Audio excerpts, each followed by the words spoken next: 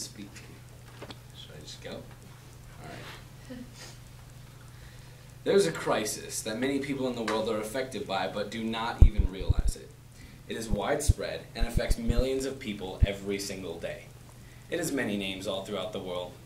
The slip slap, the plugger, the toesy, the jandal, and some even go as far as to call it the thong, but most people refer to it as the flip-flop.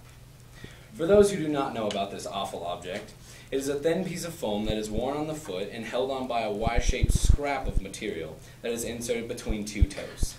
Many people slip on this footwear every day, and the amount of users hits its peak during the summer months when it's not too cold for people to expose their appendages. The flip-flop is terribly noisy, provides no arch support, causes pain and suffering to the wearer, and alters the way the wearer walks all day long. In the following minutes, I will show why putting on a real pair of shoes is the most sensible solution to this issue. Clip, clop, clip, clop, clip, clop. No, I will not use up all my time making that ridiculous noise, but many of us hear it almost every day. Clip, clop, clip, clop, clip, clop.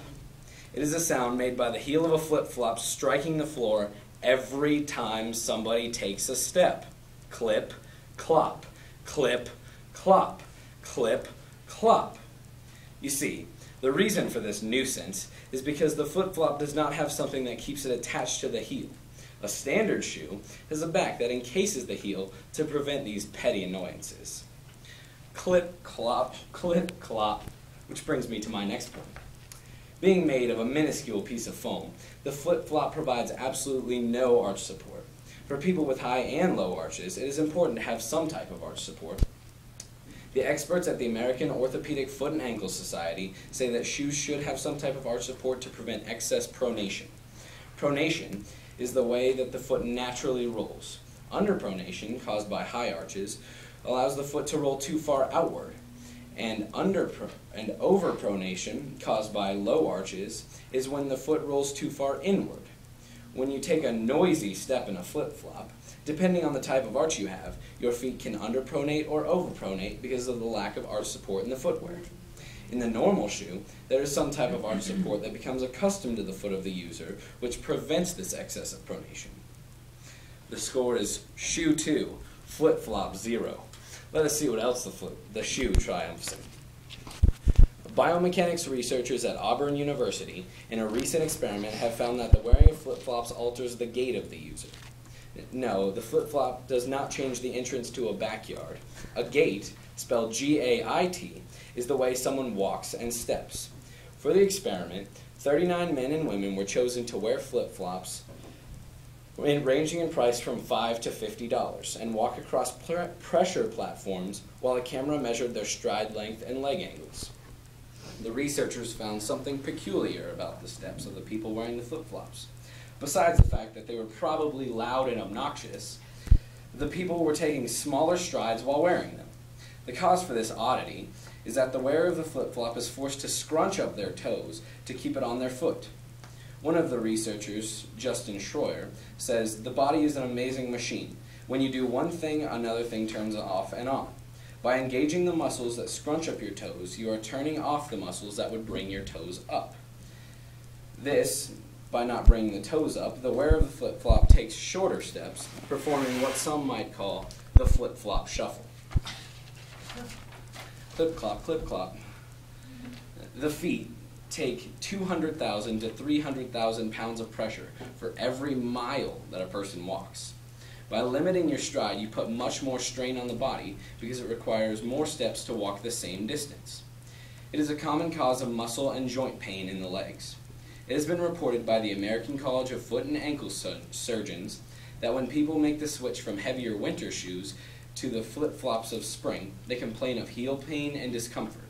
An injury that can be sustained to the heel from the use of flip-flops is plantar fasciitis. This is where the connective tissue that bridges the toes to the heel bone becomes inflamed. Pronation from wearing the flip-flop also causes the knee and hip to be shifted out of alignment, placing unnecessary pressure upon the heels, shins, knees, thighs, pelvis, and back. This can lead to, but is not limited to, Achilles tendonitis, heel pain, kneecap inflammation, bunions, shin splints, discomfort in the hip and lower back, as well as pain being inflicted upon the muscles, tendons, and ligaments in the lower leg. The usage of a flip-flop with no arch support instead of a normal shoe can cause large amounts of pain and suffering to the victim, wearer. Now, that is not something that is mentioned on the tag of the flip-flops in the store. However, the dedicated flip-flop fanatics of the world could oppose my argument by saying that flip-flops are easy to slip on and only take a second to grab and go. I am aware that shoes take a little bit longer to slip on. However, does the ease of putting on a flip-flop make it the right choice? Is it not also easy to forget about your responsibilities, such as doing your homework to watch your favorite TV show? Does that mean watching television is the right choice in that scenario? While it is the easier way to go out the door most of the time, is slipping on the flip-flops the sensible, healthy decision? While it is not the wise choice, many people slip on flip-flops every day because they are ignorant to the problems of wearing them. They can be absurdly noisy, always clip-clopping around. They cause excess pronation due to their lack of an arch support. They reduce the bound of a normal stride because of the bending, bunching, and scrunching of the toes. And they can cause extreme and terribly unnecessary pains that can cause problems throughout the entire body of the wearer. And you still feel like wearing them because they're easier than shoes to slip on and off? Now, I cannot guarantee that putting on a real pair of shoes will make you super healthy, but taking the time to put on a real pair of shoes instead of the flip-flop is an enjoyable, painless, and clip-clop-free step in the right direction.